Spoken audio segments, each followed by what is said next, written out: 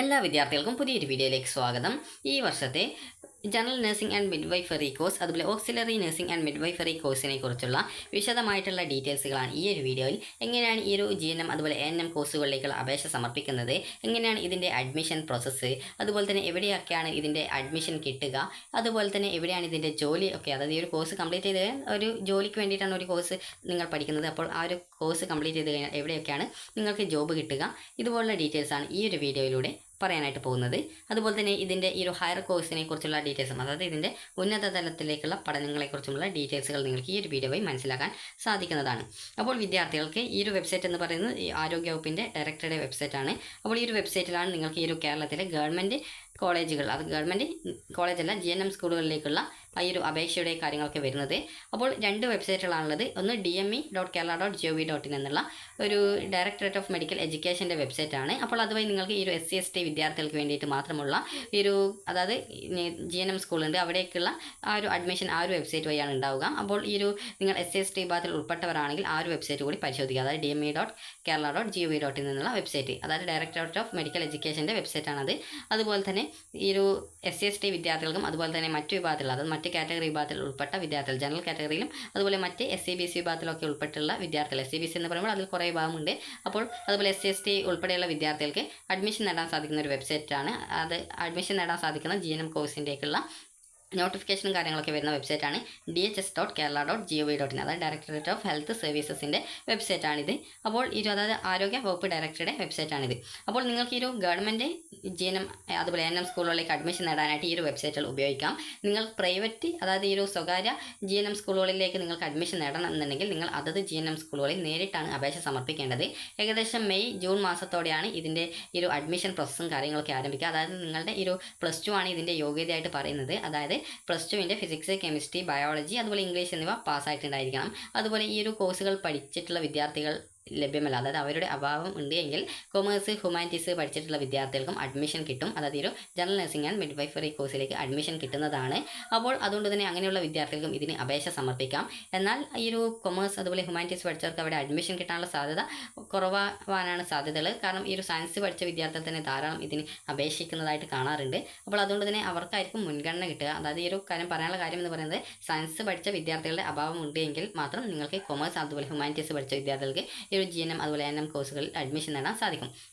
ഇനി ഇതിൻ്റെ അപേക്ഷ എങ്ങനെയാണെന്ന് പറയാം. അപേക്ഷ നിങ്ങൾക്ക് ഈ ഒരു നോട്ടിഫിക്കേഷനും കാര്യങ്ങളൊക്കെ ഈ ഒരു വെബ്സൈറ്റ് വഴി വരും, അതുപോലെ റാങ്ക് ലിസ്റ്റും കാര്യങ്ങളൊക്കെ വെബ്സൈറ്റ് വഴി വരും. എങ്കിലും നിങ്ങൾക്ക് ഈ ഒരു അപേക്ഷ എന്ന് പറയുന്നത് ഓഫ്ലൈൻ ആയിട്ടാണ്. അപ്പോൾ നിങ്ങൾ ഈ ഒരു അപേക്ഷ സമർപ്പിക്കേണ്ടത് ഇതുപോലെ ഈ ഒരു വെബ്സൈറ്റിൽ, അത് ഏകദേശം മെയ് ജൂൺ മാസത്തിലാണ് ഇതിൻ്റെ നോട്ടിഫിക്കേഷൻ വരിക. അപ്പോൾ ആ ഒരു സമയത്ത് നിങ്ങൾക്ക് ഈ ഒരു DHS വെബ്സൈറ്റ് ഓപ്പൺ ചെയ്ത് കഴിഞ്ഞാൽ നിങ്ങൾക്ക് ഇതുപോലെ സൈഡിലായിട്ട് 3 ലൈൻസ് കാണാൻ പറ്റും, അത് മെനു ബാർ കാണാൻ പറ്റും. ജസ്റ്റ് അതിൽ ക്ലിക്ക് ചെയ്യുക.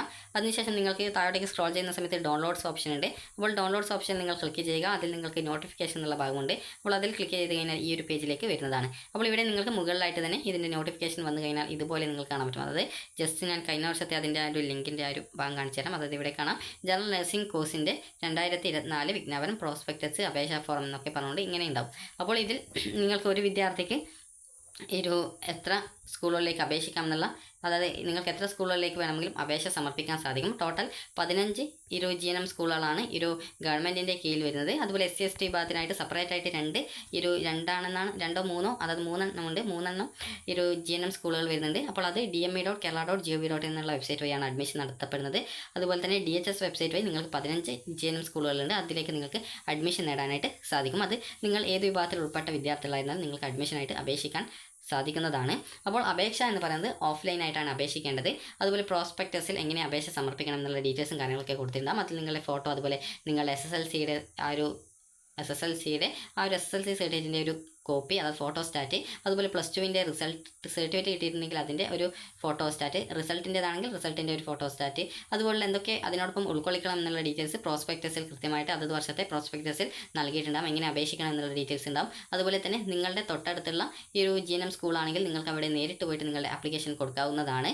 അതേസമയം നിങ്ങൾക്ക് നേരിട്ട് നിങ്ങളുടെ തൊട്ടടുത്തല്ല ഈ ഒരു GNM സ്കൂൾ എങ്കിൽ നിങ്ങൾക്ക് തപാൽ മുഖേന, സ്പീഡ് പോസ്റ്റ് മുഖേന നിങ്ങൾക്ക് അയക്കാവുന്നതാണ്. ഒരു നിശ്ചിത ഡേറ്റിനുള്ളിൽ അവിടെ അപേക്ഷ നിങ്ങളുടെ എത്തേണ്ടതായിട്ടുണ്ട്. അതുപോലെ നിങ്ങൾ DME വെബ്സൈറ്റ് വഴി SC/ST വിഭാഗത്തിലുള്ള വിദ്യാർത്ഥികൾ അപേക്ഷിക്കുന്ന സമയത്ത് ഡയറക്ടറേറ്റിലേക്കാണ് ഇതിൻ്റെ ഒരു അപേക്ഷ അയക്കേണ്ടി വരിക. അപ്പോൾ നിങ്ങൾ സ്പീഡ് പോസ്റ്റിൽ ഇന്ന ദിവസത്തിനുള്ളിൽ എത്തുന്ന രീതിയിൽ ആ ഒരു അപേക്ഷ, നിങ്ങളുടെ അപേക്ഷയിലെ എല്ലാവിധ ഡീറ്റെയിൽസ് എന്തൊക്കെ അതിൽ ഉൾക്കൊള്ളിക്കണം, എന്തിൻ്റെയൊക്കെ ഫോട്ടോസ്റ്റാറ്റ് വെക്കണം എന്നുള്ളതൊക്കെ കൃത്യമായിട്ട് നോക്കി അതൊക്കെ ഉൾക്കൊള്ളിച്ച് വേണം നിങ്ങളുടെ ആ ഒരു സ്പീഡ് പോസ്റ്റ് ആയിട്ടുള്ള അപേക്ഷ സമർപ്പിക്കുന്നതിനായിട്ട്. അതുപോലെ തന്നെ നിങ്ങൾ ശ്രദ്ധിക്കേണ്ട പ്രധാനപ്പെട്ട കാര്യം എന്ന് പറയുന്നത് general nursing and midwifery course എന്ന് പറയുമ്പോൾ പല വിദ്യാർത്ഥികളും ചോദിക്കുന്നതാണ് BSc നഴ്സിംഗിന് ഈക്വൽ ആണോ എന്നുള്ളത്. BSc നഴ്സിംഗിന് ഈക്വൽ ആണോ എന്ന് ചോദിച്ചാൽ BSc നഴ്സിംഗിൻ്റെ തൊട്ടു താഴെയുള്ളൊരു പോസ്റ്റാണ്, അതായത് ഒരു കോഴ്സാണ് ഈ ഒരു general nursing and midwifery course. അത് ഈ ഒരു BSc നഴ്സിംഗ് പഠിച്ച ആൾക്കാർ ആവശ്യമുള്ളത്ര തന്നെ ഈ ഒരു general nursing and midwifery course പഠിച്ച് ഒരു ജോബ് ചെയ്യുന്ന ആളുകളെ ആവശ്യമായിട്ട്, അതായത് മെഡിക്കൽ മേഖലയിൽ ആവശ്യമാണ്. അപ്പോൾ അതുകൊണ്ട് തന്നെ ഈ ഒരു ജനറൽ നഴ്സിംഗ് എന്ന് പറയുമ്പോൾ ഏകദേശം നല്ലൊരു പോസ്റ്റ് തന്നെയാണ്. ഏകദേശം ഗവൺമെൻറ്റിൽ ഏകദേശം ഒരു 20,000-ന് മുകളിലോട്ട് സാലറി കിട്ടാൻ സാധ്യതയുള്ള ഒരു പോസ്റ്റാണ് ഈ ഒരു general nursing and midwifery GNM course എന്ന് പറയുന്നത്. അപ്പോൾ അത് ഓരോ സ്ഥാപനം അനുസരിച്ചും അതിൻ്റെ ഒരു സാലറിയിലും കാര്യങ്ങളൊക്കെ വ്യത്യാസം വരും. അപ്പോൾ ഞാൻ ജസ്റ്റ് ഇതിങ്ങനെ അപേക്ഷിക്കാമെന്ന് പറയാം. അപ്പോൾ നിങ്ങൾക്ക് ഈ ഒരു അപേക്ഷ വരുന്നത് ഈ ഒരു മെയ്, അത് +2 റിസൾട്ട് വന്ന ശേഷം ഏകദേശം ഒരു മെയ് ജൂൺ മാസത്തിലൊക്കെയാണ് ഇതിൻ്റെ അപേക്ഷ വരാറുള്ളത്. അപ്പോൾ ആ ഒരു സമയത്ത് നിങ്ങൾക്ക് ഈ ഒരു വെബ്സൈറ്റിൽ നോട്ടിഫിക്കേഷൻ വന്നിട്ടുണ്ടോ, എങ്ങനെയാണ് അപേക്ഷ സമർപ്പിക്കുന്നത് എന്നുള്ളത് പ്രോസ്പെക്ടസ് നോക്കി കൃത്യമായിട്ട് മനസ്സിലാക്കുക. നിങ്ങൾ പ്രൈവറ്റ് GNM സ്കൂളുകളിലാണ് അഡ്മിഷൻ നേടുന്നതെങ്കിൽ അതത് പ്രൈവറ്റ് സ്കൂളുകളിൽ നേരിട്ട് പോയിട്ട് നിങ്ങൾ അപേക്ഷ സമർപ്പിക്കണം. അതും ഏകദേശം മെയ് മാസം മുതൽ തന്നെയാണ് ആരംഭിക്കുക. അവിടെ നേരിട്ട് പോയിട്ട് തന്നെ നിങ്ങൾ അപേക്ഷ സമർപ്പിക്കണം. അവിടെ പോയിട്ട് ഫോം വാങ്ങി ഫില്ല് ചെയ്ത് നിങ്ങളുടെ SSLC സർട്ടിഫിക്കറ്റിൻ്റെ കോപ്പി, +2 സർട്ടിഫിക്കറ്റിൻ്റെ കോപ്പി, അതുപോലെ ആധാർ കാർഡിൻ്റെ കോപ്പി വേണമെന്നറിയില്ല, പക്ഷേങ്കിൽ നിങ്ങളുടെ ഒരു പാസ്പോർട്ട് സൈസ് 2 ഫോട്ടോ എടുക്കേണ്ടതായിട്ട് വരും. അപ്പോൾ ഇതൊക്കെ എടുത്തുകൊണ്ട് നിങ്ങൾ പ്രൈവറ്റായിട്ടാണ് നിങ്ങൾ ജോയിൻ ചെയ്യാൻ ഉദ്ദേശിക്കുന്നതെങ്കിൽ ആ ഒരു രീതിയിൽ നേരിട്ട് പോയിട്ട് നിങ്ങൾ ഈ ഒരു പ്രൈവറ്റ് GNM സ്കൂളുകളിൽ അപേക്ഷ സമർപ്പിക്കണം.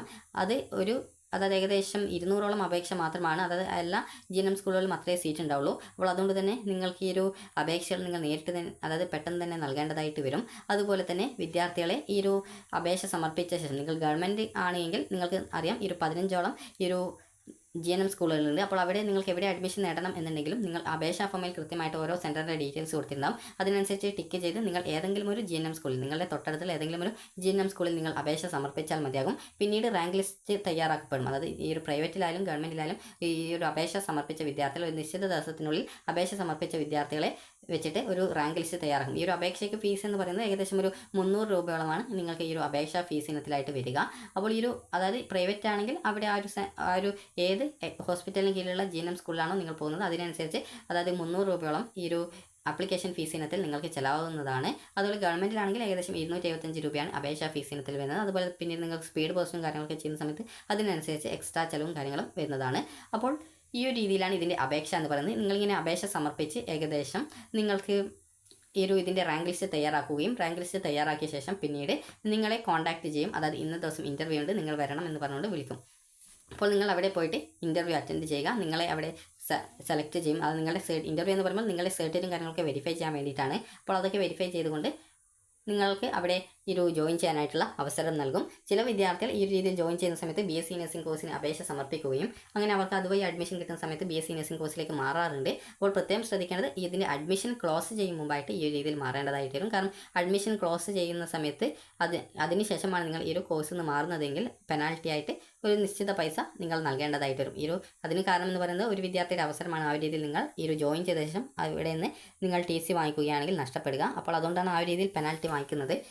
അതേസമയം നിങ്ങൾ അഡ്മിഷൻ ക്ലോസിംഗ് ഡേറ്റിന് മുമ്പായിട്ടാണ് മാറുന്നത്. GNM കോഴ്സിൽ നിങ്ങൾക്ക് അഡ്മിഷൻ കിട്ടി, പിന്നീട് നിങ്ങൾക്ക് BSc നഴ്സിംഗ് കോഴ്സിലേക്ക് അഡ്മിഷൻ ലഭിക്കുന്ന സാഹചര്യത്തിൽ അവിടുത്തെ GNMൻ്റെ അഡ്മിഷൻ ക്ലോസ് ചെയ്യാതെ ഡേറ്റ് ആണെങ്കിൽ നിങ്ങൾക്ക് ഈ ഒരു രീതിയിൽ പെനാൽറ്റിയും കാര്യങ്ങളൊന്നും ഉണ്ടാവില്ല. അതുപോലെ തന്നെ പല വിദ്യാർത്ഥികൾ ചോദിക്കുന്ന കാര്യമാണ് ഈ ഒരു GNM കോഴ്സ്, അതായത് GNM കോഴ്സ് ഈ ഒരു ANM കോഴ്സിന് ഈക്വൽ ആണ്, അതായത് GNM കോഴ്സ് ANM അല്ല ഈ ഒരു BSc നഴ്സിംഗ് കോഴ്സിന് ഈക്വൽ ആണോ എന്നത്.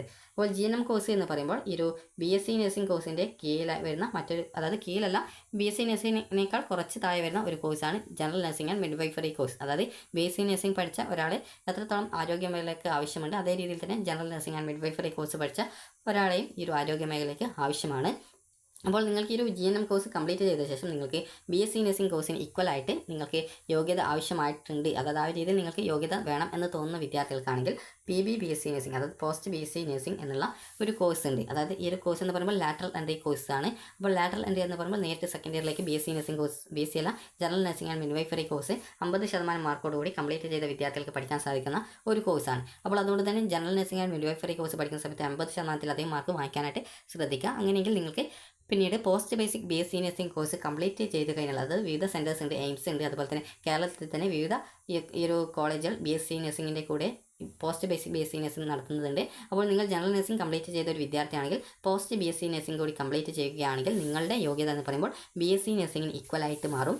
അപ്പോൾ ഈ ഒരു ജനറൽ നഴ്സിംഗ് പഠിച്ചാലും അതുപോലെ പോസ്റ്റ് BSc നഴ്സിംഗ് പഠിച്ചു കഴിഞ്ഞാലും അതുപോലെ BSc നഴ്സിംഗ് പഠിച്ചു കഴിഞ്ഞാൽ നിങ്ങൾക്ക് കേരളത്തിലും അതുപോലെ തന്നെ കേരളത്തിന് പുറത്ത് അതായത് മറ്റൊരു രാജ്യത്ത് വേണമെങ്കിൽ നിങ്ങൾക്ക് ജോലി ചെയ്യാൻ സാധിക്കും.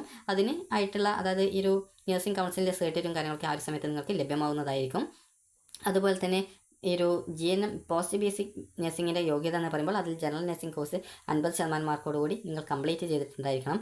SC ST വിദ്യാർത്ഥികളാണെങ്കിൽ അവർക്ക് യോഗ്യത ഈ ഒരു മാർക്കിൽ കുറവുണ്ടാകും. അതായത് ഏകദേശം ഒരു 45 ആ രീതിയിൽ % മാർക്ക് മതിയാകും ഈ ഒരു SC ST വിഭാഗമാണെങ്കിൽ. അത് ഓരോ സമയത്തെയും നിബന്ധനകൾ അനുസരിച്ചിട്ടായിരിക്കും ഈ ഒരു എത്ര % മാർക്ക് നിങ്ങൾക്ക് പോസ്റ്റ് ബേസിക് BSc നഴ്സിംഗ് കോഴ്സിലേക്ക് അഡ്മിഷൻ നേടാനായിട്ട് ആവശ്യമുള്ളതെന്ന് പറയാൻ സാധിക്കത്തുള്ളൂ. അപ്പോൾ വിദ്യാർത്ഥികൾ ശ്രദ്ധിക്കേണ്ട കാര്യം എന്ന് പറയുന്നത് നിങ്ങൾക്ക് ജനറൽ നഴ്സിംഗ് കോഴ്സിന് അഡ്മിഷൻ നേടാൻ താല്പര്യമുണ്ടെങ്കിൽ നിങ്ങൾ നിങ്ങളുടെ +2 റിസൾട്ട് വന്ന ശേഷം അതായത് മെയ് പകുതിയോടെ ഈ ഒരു GNM കോഴ്സിലേക്കുള്ള പ്രൈവറ്റ് കോളേജുകളിലെ അതായത് പ്രൈവറ്റ് GNM സ്കൂളുകളിലേക്കുള്ള ആപ്ലിക്കേഷൻ ആരംഭിക്കും. അപ്പോൾ ആ ഒരു സമയത്ത് നിങ്ങൾ പ്രൈവറ്റിലാണ് അഡ്മിഷൻ നേടാൻ ഉദ്ദേശിക്കുന്നതെങ്കിൽ നിങ്ങൾ പ്രൈവറ്റ് GNM സ്കൂളുകൾ എവിടെയൊക്കെയാണുള്ളത് അതിനനുസരിച്ച് നിങ്ങൾ പോയിട്ട് ആ ഒരു പ്രൈവറ്റ് GNM സ്കൂളിൽ പോയിട്ട് ആപ്ലിക്കേഷൻ ഫോം വാങ്ങുക. ആപ്ലിക്കേഷൻ ഫോം വാങ്ങുന്ന സമയത്ത് ഈ ആപ്ലിക്കേഷൻ ഫോമിൻ്റെ ഫീസ് 300 രൂപയോളം വാങ്ങിക്കും. അപ്പോൾ ആ ഒരു ഫീസ് നൽകി ഈ ഫോം വാങ്ങിക്കണം. അതിനുശേഷം നിങ്ങൾ ഫില്ല് ചെയ്ത് അതിൽ ഫോട്ടോ ഒട്ടിച്ച് നിങ്ങളുടെ SSLC +2 അതുപോലെ മറ്റെന്തെങ്കിലും ഡോക്യുമെൻസിൻ്റെ കോപ്പി ഫോട്ടോസ്റ്റാറ്റ് വേണമെങ്കിൽ അതുകൂടി നൽകിയ ശേഷം നിങ്ങൾക്ക് ആപ്ലിക്കേഷൻ സമർപ്പിക്കാവുന്നതാണ്. ഗവൺമെൻറ് കോളേജല്ല GNM സ്കൂളുകൾ അതുപോലെ NM സ്കൂളുകളിലാണ് എങ്കിൽ നിങ്ങൾക്ക് ഈ ഒരു അതായത് ആപ്ലിക്കേഷൻ എന്ന് പറയുന്നത് ഓഫ്ലൈൻ ആയിട്ട് തന്നെയാണ്. അതായത് ഒന്നുകിൽ നിങ്ങൾ നേരിട്ട് ഈ ഒരു 15 സെൻറ്ററിലേക്കും നിങ്ങൾ ഓപ്ഷൻ ഈ ഒരു അപേക്ഷാ ഫോമിൽ നൽകാനുണ്ടാവും. അപ്പോൾ ആ ഒരു രീതിയിൽ നിങ്ങൾ ഈ ഒരു ഓപ്ഷൻ നൽകിയ ശേഷം ഏതെങ്കിലും ഒരു GNM സ്കൂളുകളിൽ അപേക്ഷ സമർപ്പിച്ചാൽ മതിയാകും. അത് നിങ്ങൾ നേരിട്ട് കൊണ്ടുപോയി നൽകുകയോ അതല്ലെങ്കിൽ ഒരു നിശ്ചിത ദിവസം അതായത് ഈ ഒരു ആപ്ലിക്കേഷൻ്റെ ലാസ്റ്റ് ഡേറ്റിന് ഇന്ന ദിവസത്തിനുള്ളിലായിട്ട് നിങ്ങളുടെ ആപ്ലിക്കേഷൻ അവിടെ എത്തണമെന്ന് പറയും. അപ്പോൾ ആ ഒരു ദിവസത്തിനുള്ളിൽ നിങ്ങൾ അവിടെ നേരിട്ട് എത്തിക്കുകയോ അല്ലെങ്കിൽ തപാൽ മുഖേന അയക്കുകയോ ചെയ്താൽ മതിയാകും. അതായത് പോസ്റ്റ് ഓഫീസ് മുഖേന അയക്കുകയോ സ്പീഡ് പോസ്റ്റായിട്ട് അയക്കുകയോ ചെയ്താൽ മതിയാകും. അതുപോലെ തന്നെ DME നടത്തുന്ന ഈ ഒരു ജനറൽ നഴ്സിംഗ് മിഡ്വൈഫറി കോഴ്സുകളിലേക്കുള്ള അലോട്ട്മെൻറ്റ് നടപടികളിലേക്ക് ഈ ഒരു SC ST വിഭാഗത്തിലുള്ള വിദ്യാർത്ഥികൾക്ക് മാത്രമായിട്ടുള്ള 3 GNM സ്കൂളുകളുണ്ട്. അപ്പോൾ അവിടെ അഡ്മിഷൻ നേടാൻ ഉദ്ദേശിക്കുന്ന വിദ്യാർത്ഥികൾ ഈ ഒരു DMEയുടെ അതായത് ഈ ഒരു അതായത് ആരോഗ്യവകുപ്പ് ഡയറക്ടറുടെ ഓഫീസിലേക്ക് നേരിട്ടാണ് ഈ ഒരു അപേക്ഷ സമർപ്പിക്കേണ്ടതായിട്ട് വരിക. അത് നേരിട്ട് എന്ന് പറയുമ്പോൾ നിങ്ങൾ നേരിട്ട് പോയി കൊണ്ടുപോയി നൽകണം എന്നുള്ളതല്ല. ഒന്നുകിൽ നിങ്ങൾക്ക് പറ്റുമെങ്കിൽ അങ്ങനെ നൽകാം, അതല്ലെങ്കിൽ തപാൽ മുഖേന ഇന്ന ദിവസത്തിനുള്ളിൽ എന്ന് പറഞ്ഞിട്ടുണ്ടാകും. അപ്പോൾ ആ ഒരു ദിവസത്തിനുള്ളിൽ നിങ്ങൾ നിങ്ങളുടെ ആപ്ലിക്കേഷൻ അവിടേക്ക് അയച്ച് നൽകിയാൽ മതിയാകും. അതായത് ആ ഒരു ദിവസത്തേക്ക് എത്തുന്ന രീതി അതിനു മുമ്പായിട്ട് എത്തുന്ന രീതിയിൽ നിങ്ങൾ അയച്ച് നൽകിയാൽ മതിയാകും. ഇങ്ങനെ നൽകുന്ന അപേക്ഷ സമർപ്പിക്കുന്ന വിദ്യാർത്ഥികളുടെ ഒരു റാങ്ക് ലിസ്റ്റ് തയ്യാറാക്കുകയും പിന്നീട് നിങ്ങളെ അതിന് ഇൻ്റർവ്യൂവിന് ക്ഷണിക്കുകയും ചെയ്യും. ഇൻ്റർവ്യൂ എന്ന് പറയുമ്പോൾ നിങ്ങളുടെ സർട്ടിഫിക്കറ്റ് വെരിഫിക്കേഷൻ ചെയ്യാൻ വേണ്ടിയിട്ടാണ്. അപ്പോൾ അതിൽ വെരിഫൈ ചെയ്ത് നിങ്ങളെ അതിൽ അവിടെ ആ ഒരു സീറ്റിലേക്ക് നിങ്ങൾക്ക് അഡ്മിഷൻ നൽകുന്നത് ആയിരിക്കും. അപ്പോൾ ഈ രീതിയിലാണ് ഇതിൻ്റെ അഡ്മിഷൻ പ്രോസസ്സും കാര്യങ്ങളൊക്കെ നടക്കുന്നത്.